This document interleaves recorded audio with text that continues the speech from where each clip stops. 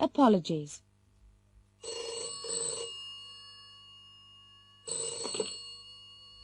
Hello.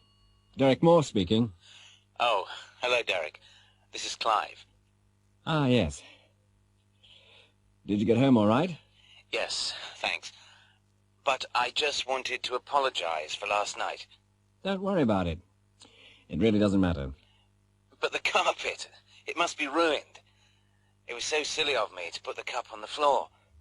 Forget it, Clive. It's all right now. But it must have made an awful stain. Look, it's nothing.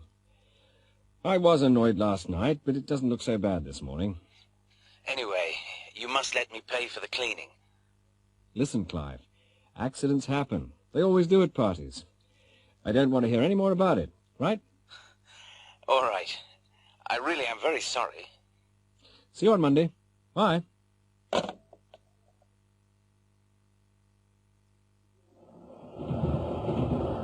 Excuse me. Yes? Would you mind putting out your cigarette? I beg your pardon? This is a no-smoking compartment. Is it? I didn't see a sign. There it is, on the window. Oh, yes.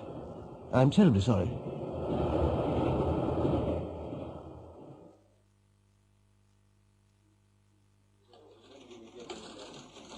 Oh, good morning, Mrs. Newbury. Good afternoon, Sharon.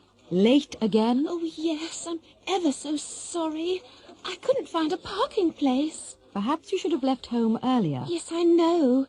It won't happen again. It had better not, Sharon. This is the third time this week.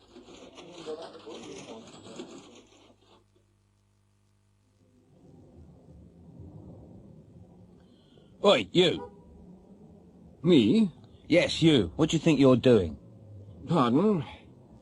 I'm just waiting for the bus. Well, there's a queue, you know. Is there? Sorry, I didn't mean to push in. I didn't realize there was a queue.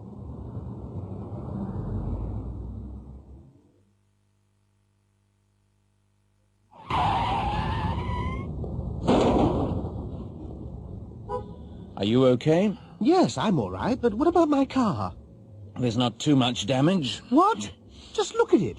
I only bought it last week. You shouldn't have been going so fast. Well, I'm sorry, but it wasn't my fault. Wasn't your fault? What do you mean? I had right of way. I'm afraid you didn't. You shouldn't have come out like that. Why not? There's no sign. What's that there, then? Oh, yes. The stop sign. I must have missed it. Well, you should be more careful. You could have killed us all. Yes. I'm sorry. What more can I say? All right, all right. At least nobody's hurt. Here come the police. You better explain it to them.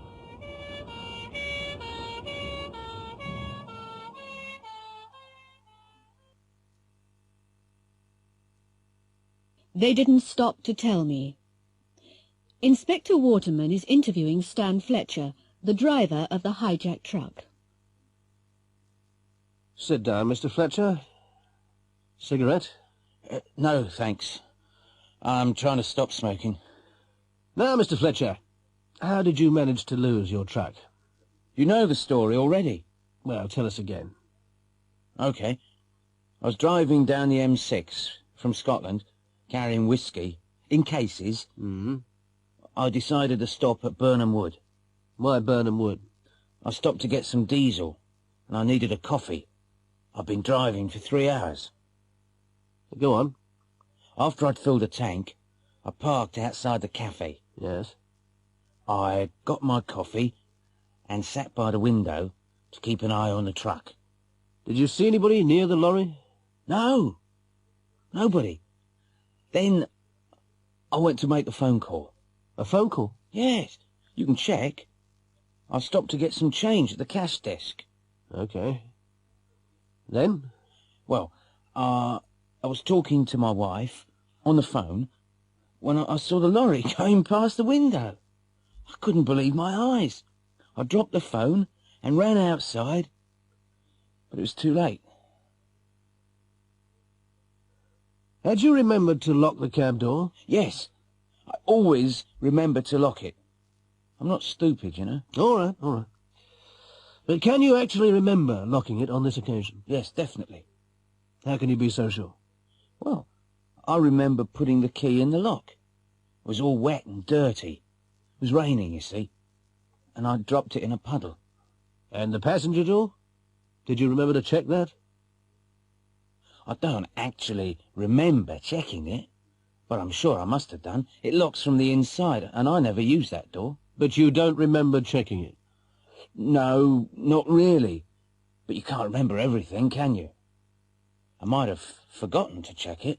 So it could have been open? Yes. Yes, it could have been, but I bet it wasn't. Well, what's your theory, Mr. Fletcher? They must have had keys, mustn't they? They started the engine, didn't they? How did they get the keys? Don't ask me. I've got no idea. They didn't stop to tell me. Kidnapped. Hugh Rowland is a wealthy businessman. His wife phoned him an hour ago to tell him that their daughter hadn't returned home from school. He told her not to worry and came home at once. He's just arrived to find his wife in tears. Pamela, what's wrong? Is it Caroline? Yes. This note came through the door. She's been kidnapped. Kidnapped? Oh, my God, no. Have you phoned the police? No, don't touch the phone. Read the note first. £500,000. It'll take me a few days to get that much cash together. How long? I don't know. I just can't put my hands on that much money. Not immediately. Maybe we should phone the police. No, not the police. If the kidnappers find out, they'll kill her. But I'll have to borrow the money. If I don't tell the police, the bank won't let me have it. Oh, Hugh, unless we do exactly what they say, we may never see her again.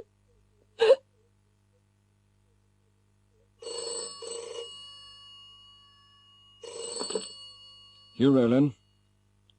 Did you get our note? Yes. Have you told the police?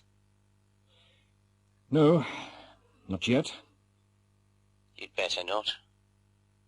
When can you get the money? I need a few days. You've got 1 day. How do we know that Caroline is still alive? You don't. You'll have to trust us. Get the money by tomorrow evening. You'll hear from us again. If you harm a hair on her head, I'll...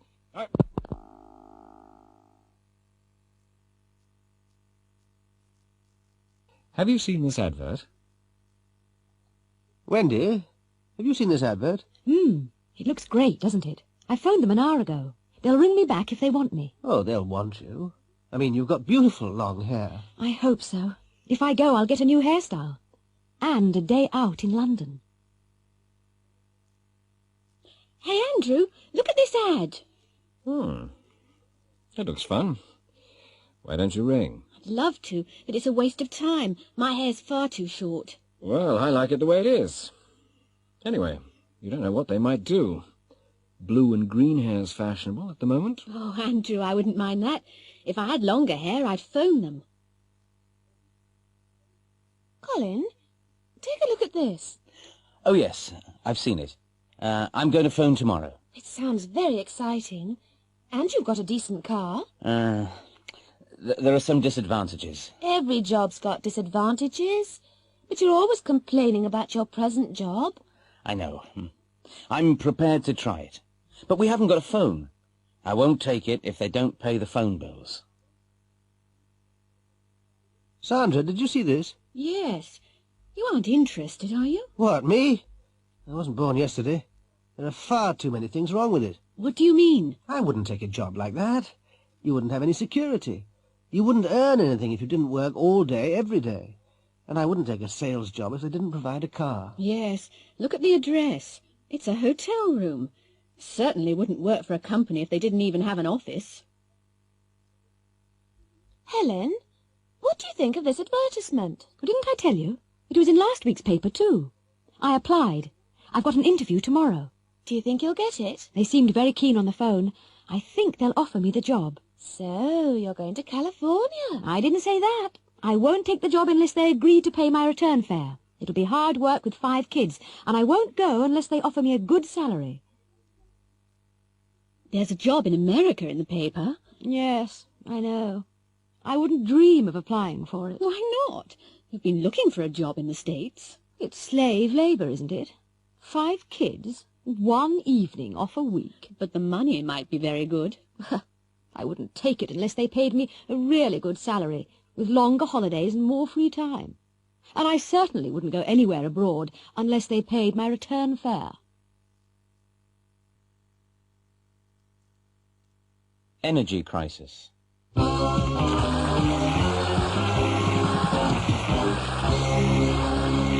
evening and welcome again to the Michael Parker's Total.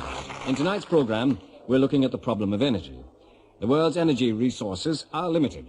Nobody knows exactly how much fuel is left, but pessimistic forecasts say that there is only enough coal for 450 years, enough natural gas for 50 years, and that oil might run out in 30 years. Obviously, we have to do something, and we have to do it soon. I'd like to welcome our first guest, Professor Marvin Burnham of the New England Institute of Technology. Professor Burnham.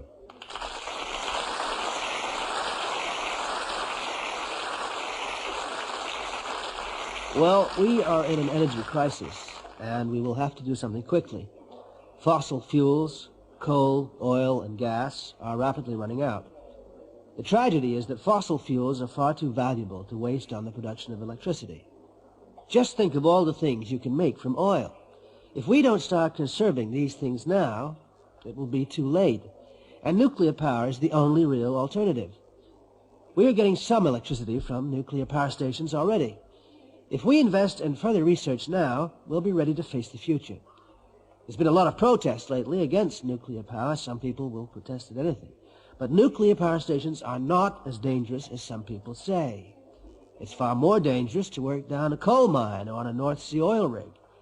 Safety regulations in power stations are very strict. If we spent money on research now, we could develop stations which create their own fuel and burn their own waste. In many parts of the world where there are no fossil fuels, nuclear power is the only alternative. If you accept that we need electricity, then we will need nuclear energy. Just imagine what the world would be like if we didn't have electricity. No heating, no lighting, no transport, no radio or TV. Just think about the ways you use electricity every day. Surely we don't want to go back to the Stone Age. That's what will happen if we turn our backs on nuclear research.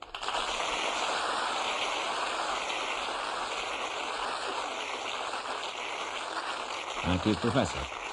Our next guest is a member of kênh, the Campaign Against Nuclear Energy, Jennifer Hughes.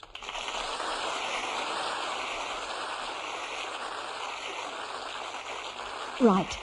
I must disagree totally with Professor Burnham. Let's look at the facts. First, there is no perfect machine. I mean, why do aeroplanes crash? Machines fail. People make mistakes. What would happen if there were a serious nuclear accident? And an accident must be inevitable, sooner or later. Huge areas would be evacuated, and they could remain contaminated with radioactivity for years. If it happened in your area, you wouldn't get a penny in compensation. No insurance company covers nuclear risks. There are accidents.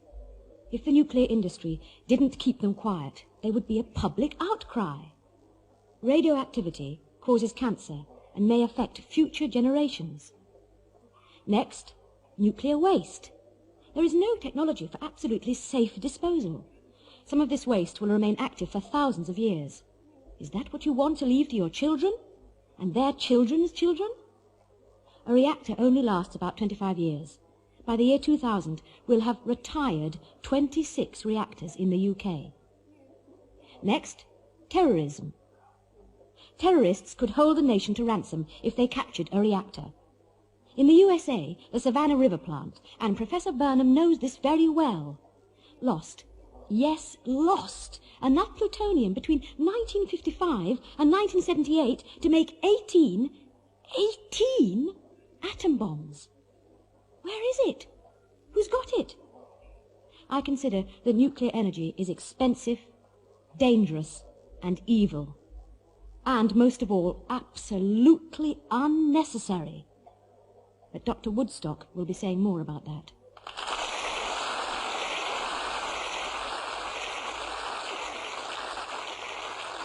Thank you, Jennifer. Now, I'm very pleased to welcome Dr. Catherine Woodstock. She is the author of several books on alternative technology.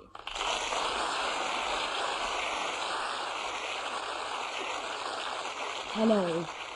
I'd like to begin by agreeing with Jennifer. We can develop alternative sources of power, and unless we try, we'll never succeed. Instead of burning fossil fuels, we should be concentrating on more economic uses of electricity, because electricity can be produced from any source of energy. If we didn't waste so much energy, our resources would last longer. You can save more energy by conservation than you can produce for the same money. Unless we do research on solar energy, wind power, wave power, tidal power, hydroelectric schemes, etc., our fossil fuels will run out and will all freeze or starve to death. Other countries are spending much more than us on research, and don't forget that energy from the sun, the waves, and the wind lasts forever. We really won't survive unless we start working on cleaner, safer sources of energy.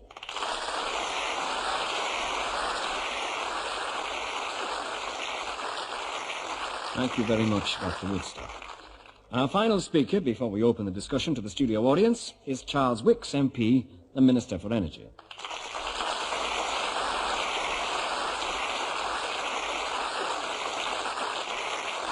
I've been listening to the other speakers with great interest. By the way, I don't agree with some of the estimates of world energy reserves. More oil and gas is being discovered all the time. If we listen to the pessimists, and there are a lot of them about, none of us would sleep at night. In the short term, we must continue to rely on the fossil fuels, oil, coal and gas. But we must also look to the future. Our policy must be flexible. Unless we thought new research was necessary, we wouldn't be spending money on it. After all, the government wouldn't have a Department of Energy unless they thought it was important. The big question is where to spend the money. On conservation of present resources or on research into new forms of power. But I'm fairly optimistic. I wouldn't be in this job unless I were an optimist.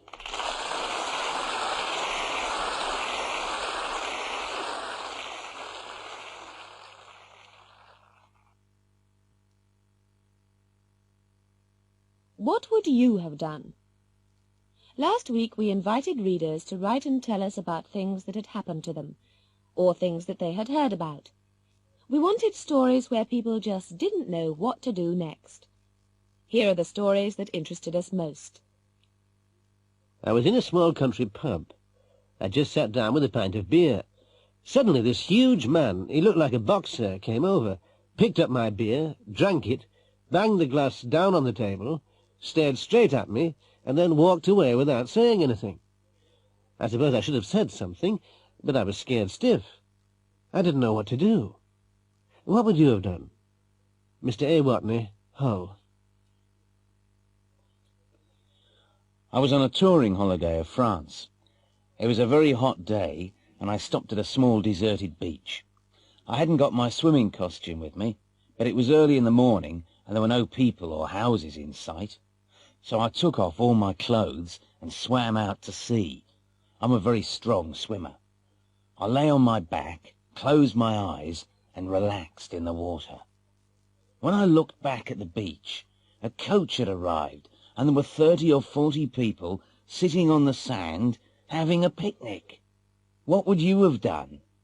Mr. T. Horniman, Ipswich. I was told a lovely story about the Bishop of Fleetwood. He'd gone to New York for a church conference. Anyway, when he stepped off the plane, there were a lot of journalists and cameramen. The first question one of the journalists asked was, "Do you intend to visit any nightclubs in New York?" Well, the bishop was 85 years old. "Are there any nightclubs in New York?" he asked innocently. The next morning, the headline in one of the New York papers was, Bishop's first question on arrival in New York, are there any nightclubs? How would you have felt? Reverend Simon Fisher, Exeter. My story isn't at all funny. It was a very frightening experience. You see, one night I woke up suddenly. I heard the tinkle of broken glass from downstairs, and I thought I heard the window opening and the sound of two voices. My wife had woken up too. She told me to do something. A couple of days before, there'd been a report about a burglary in the local paper. The burglars had been interrupted, and they'd beaten up the householder. They'd nearly killed him. I was trembling with fear. I just didn't know what to do. In the end, I didn't go down, and they stole the silver tea service I'd inherited from my mother. Was I right? What would you have done? Mr. D. Boswell, Edinburgh. I had parked my car in a multi-storey car park, and I was taking a short cut through the side door of the restaurant in a large store. Halfway across the restaurant, I spotted my father eating pie, chips and peas. He often eats there. I crept up behind him, put my hand over his shoulder, took a chip off the plate, dipped it in the tomato sauce and ate it. Then I realized that the man was not my father. I was so embarrassed. I couldn't say a word. What would you have done? Miss H.P. Branston, Cardiff. I just parked my car in the street near the football stadium in Liverpool. It was 10 minutes before the start of the match, and I was in a hurry. Two little boys came up to me and said, "Give us 50p, we'll look after your car while you're at the match." I told them to clear off, and one of them looked at me with big, round, innocent eyes and said, "Unless you give us the money, something might happen to your car while you're away. You know, scratch or a flat tyre, something like that." I was furious. What would you have done? Mr. J. Hill, Birkenhead. I couldn't believe a story I heard the other day. It seems that a couple had just bought a house in Manchester. They wanted to insulate the roof, so they climbed up into the loft. There, under the water tank, was £20,000 in cash. They handed over the money to the police. Would you have reported the find? What would you have done? Mrs. B. Leyland, Birmingham.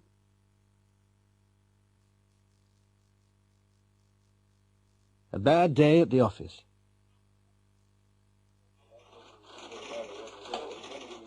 What was wrong with you this morning? Wrong with me? Sorry, Bob. I don't know what you mean. You walked straight past me. You didn't say a word. Really? Where?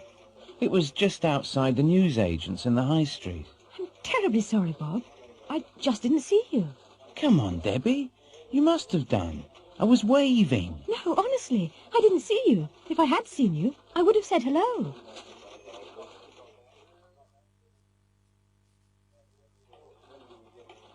Debbie, have you sent that telex to Geneva?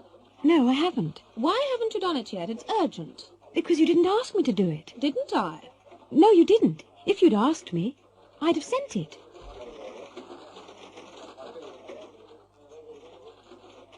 Did you see a letter from Brazil on this desk? Yes, it's here. Oh, good. Where's the envelope? I threw it away. Why? It had some nice stamps on it. I wanted them for my son. He collects stamps. Oh, Gordon, if only I'd known. It doesn't matter. No, I'd have kept it if I'd known.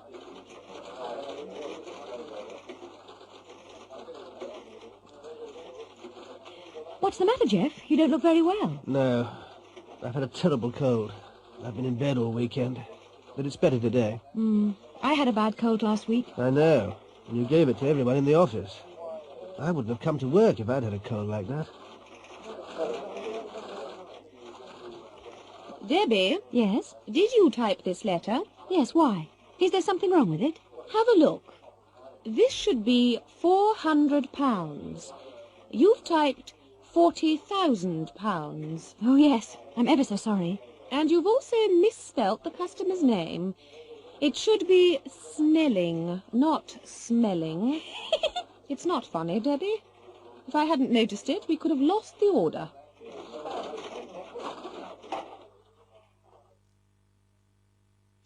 Hi, Debbie. Did you have a good day today? No, I didn't.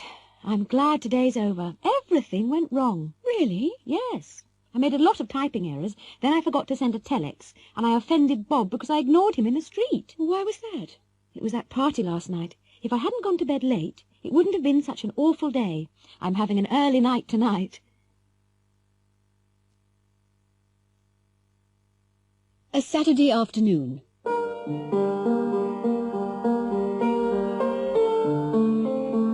Gillian felt slightly uneasy as the porter unlocked the gates and waved her through. St. Alfred's Hospital was not an ordinary mental institution. It was the most exclusive institution of its type in the country.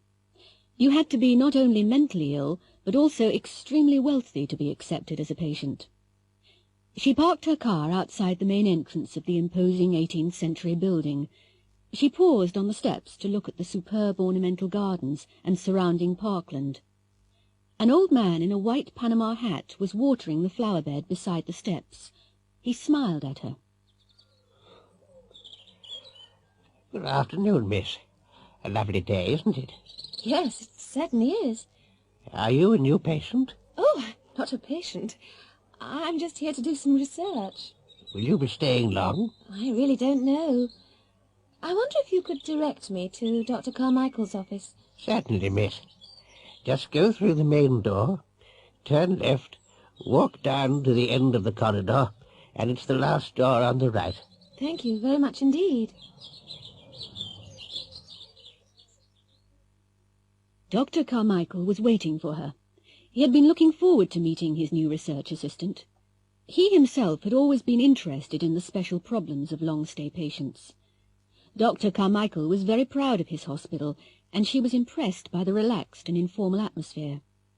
She spent the mornings interviewing patients and the afternoons writing up the results of her research in the gardens. Some of the patients were withdrawn and depressed. Some seemed almost normal. Only one or two had to be kept locked up. She found it hard to believe that all of them had been thought too dangerous to live in normal society. She often saw the old man in the Panama hat. He spent most of his time working in the gardens, but he always stopped to speak to her. She found out that his name was Maurice Featherstone. He was a gentle and mild-mannered old fellow, with clear blue honest eyes, white hair and a pinkish complexion. He always looked pleased with life. She became particularly curious about him, but Dr. Carmichael had never asked her to interview him, and she wondered why. One night at dinner, she asked about Mr. Featherstone. Yes, Morris. Nice old chap.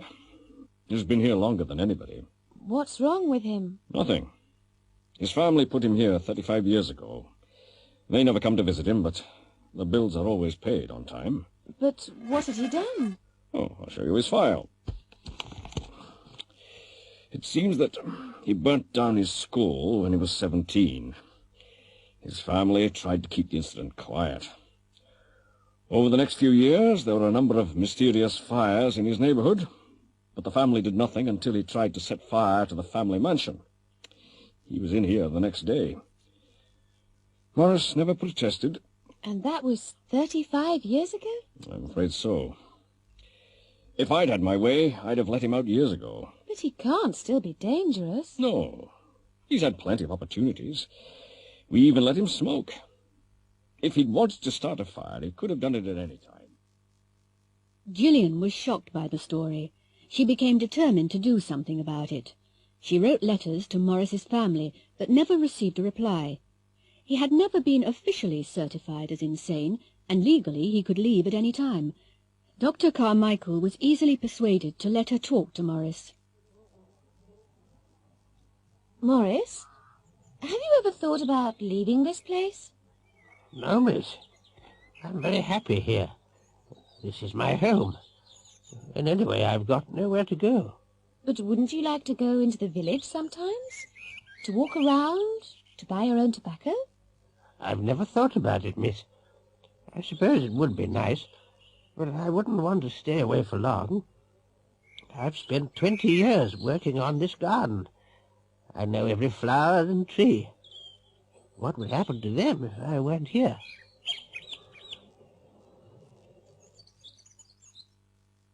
Gillian realized that it would be unkind to make him leave the hospital. However, she found out that the next Saturday was his birthday. She arranged with the staff to give him a party. They wanted it to be a surprise, and Dr. Carmichael agreed to let him go out for the afternoon. There was a flower show in the village. Morris left at 2 o'clock. He seemed quite excited. They expected him to return about 4 o'clock. The cook had made a birthday cake, and the staff had decorated the lounge. Gillian was standing in the window when she saw him. He was early.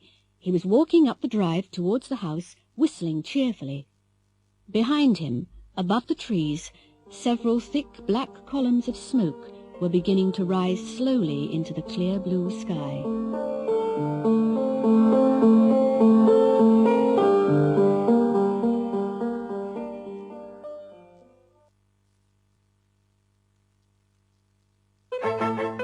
Holiday USA.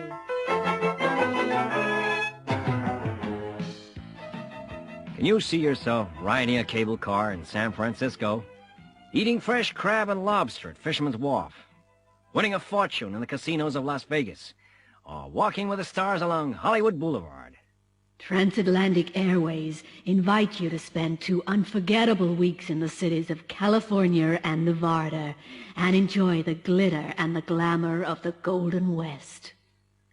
Every city has its own character. San Francisco, with the Golden Gate Bridge, Chinatown, cable cars climbing up the steep hills, restaurants serving food from every country in the world. You'll be offered tours to see the scenery of Monterey and Carmel and the breathtaking views from the Pacific Coast Highway. Then you join the razzmatazz of Las Vegas, the gambling capital of the world, set in the Nevada desert. Las Vegas never sleeps, and the entertainment is the finest in the world. And from Las Vegas, there's an optional flight over the spectacular Grand Canyon. Finally, you arrive in Los Angeles, home of the movie industry. Sunset Strip, Beverly Hills, and Hollywood all wait to welcome you. You'll be able to choose any number of excursions, the wonderful world of Disneyland, Universal Film Studios, or even a shopping trip to Mexico. This exciting 3-center tour offers you a golden opportunity to experience the special atmosphere of the Golden West.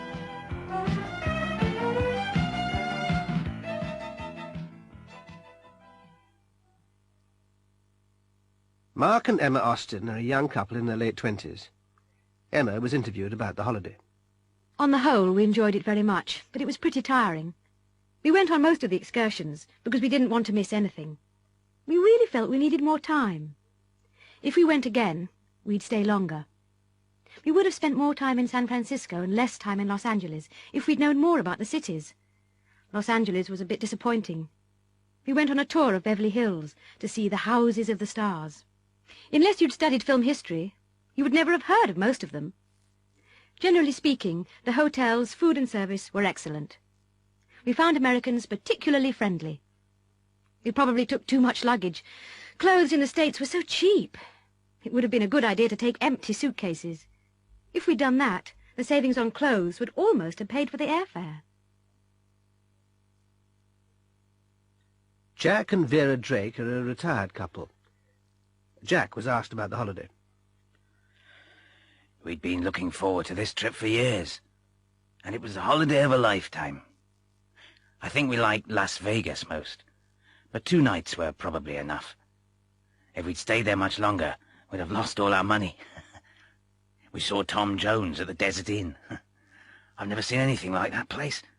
Disneyland is a must for anyone with children. If only we'd had our grandchildren with us, they would have loved it. We went on some of the excursions, and we could have gone on more, but you can't see everything, can you? I didn't think much of American beer, but Californian wine was a nice surprise. We wouldn't have chosen this tour unless it had been escorted. We're both in our 70s, and we couldn't have managed on our own. Everybody was so helpful to us.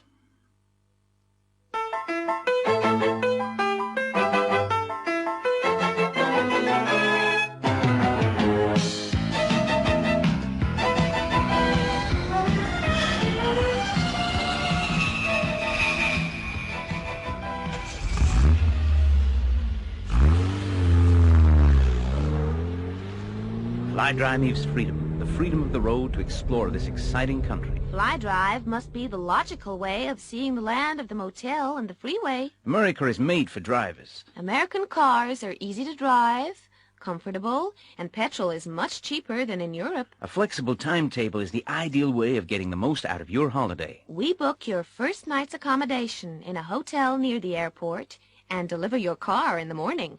Then you are as free as a bird. Go anywhere, stay anywhere. If you wish to prepay your accommodation before departure, we can supply accommodation vouchers for one of the large chain of motels. Boston is the ideal starting point to explore New England. To the southeast are the rocky cliffs and sandy beaches of beautiful Cape Cod, ideal for swimming, sailing, and fishing. To the north is New Hampshire with its green valleys, white steepled churches, and infinite variety of wild flowers. Drive up into Maine, a land of forests and mountains with a spectacular coastline. Drive west across New York State to Niagara Falls, or south through the beautiful rolling hills of Connecticut to a coastline of resort towns and fishing ports.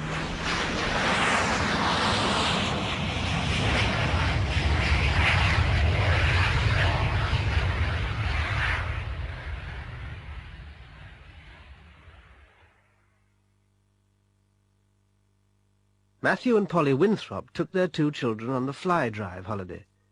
Polly's talking about it. We'd never have gone fly drive unless we'd had the kids with us. Matthew is a bus driver, and it wasn't much of a holiday for him. But I think it's the only way to travel with young children. The distances were much greater than we had imagined. If we had another holiday in the States, we wouldn't try to drive so far. I think we'd cover the longer distances by plane, and then hire a different car in each place.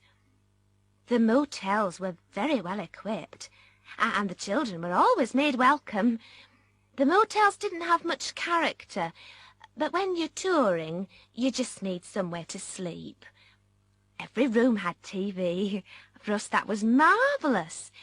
We wouldn't have been able to leave the children if there hadn't been a TV in the room. We would never have left them alone for too long, of course, but it was nice for us to go down to the bar for a drink. New England was absolutely fantastic, and would recommend it to anyone. Ian and Chris are in their early 20s.